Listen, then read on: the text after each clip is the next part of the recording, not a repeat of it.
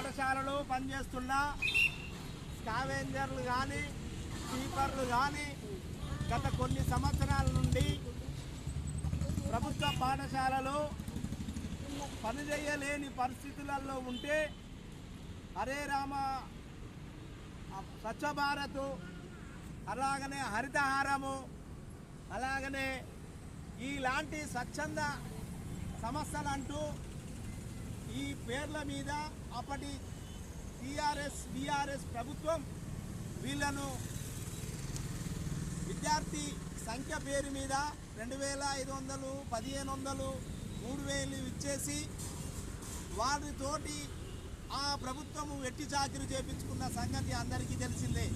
Corona పేరు మీద సాకుతో వీళ్ళందరినీ విధుల నుంచి తొలగించేసి అప్పుడు గ్రామ పంచాయతీ వాళ్ళకి అప్పచెప్తే అప్పటి నుండి ఏఐటీసీ ఆధ్వర్యంలో అనేక పోరాటాలు చేసుకుంటూనే వస్తున్నాం. కాబట్టి ప్రభుత్వాలు మారినాయి, అయినా పరిపాలన మారింది, అయినా రాజకీయ నాయకులు మారినారు, అయినా కానీ ఈరోజు ప్రభుత్వ పాఠశాలలో ఒక ప్రభుత్వ ఉద్యోగిగా ఓ కాంట్రాక్టు ఉద్యోగి కూడా లేని పరిస్థితి. ఈరోజు ఇదే స్కావెంజర్లతోటి ఇదే స్వీపర్లతోటి వీరితోటే అన్ని పనులు ఈ పాఠశాల పరికరాలు తీసుకోవడానికి పనిముట్లు తీసుకోవడానికి గవర్నమెంట్ మాత్రము ఏ పనిముట్లు ఇవ్వలేదు. వారికి వచ్చే 1000-1500 2000 జీతంలోనే ఈ పిన్నల ఆఫీసు ముందు నుండి అయ్యా గత సంవత్సరం స్వతంత్రం వచ్చి 75 సంవత్సరాలు కావస్తున్నది.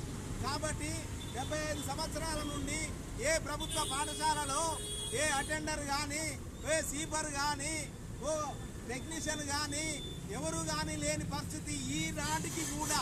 కాబట్టి ఈరోజు కూడా ఇదే స్వీపర్లతోటి ఇదే స్కావెంజర్లతోటి ప్రభుత్వము వెట్టి చాకిరి చేపించుకుంటుంది.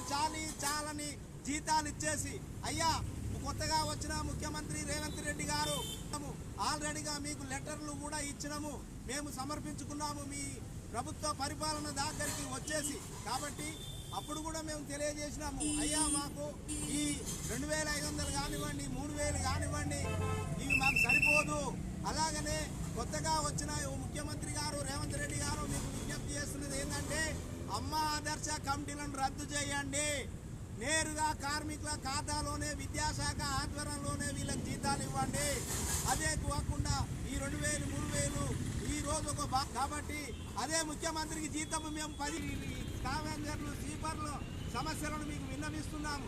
ఖచ్చితంగా ఈ స్కావెంజర్ల స్వీపర్ల సమస్యలను పరిష్కరించకుంటే నీ ఆఫీసును త్వరలోనే ముట్టడిస్తాం.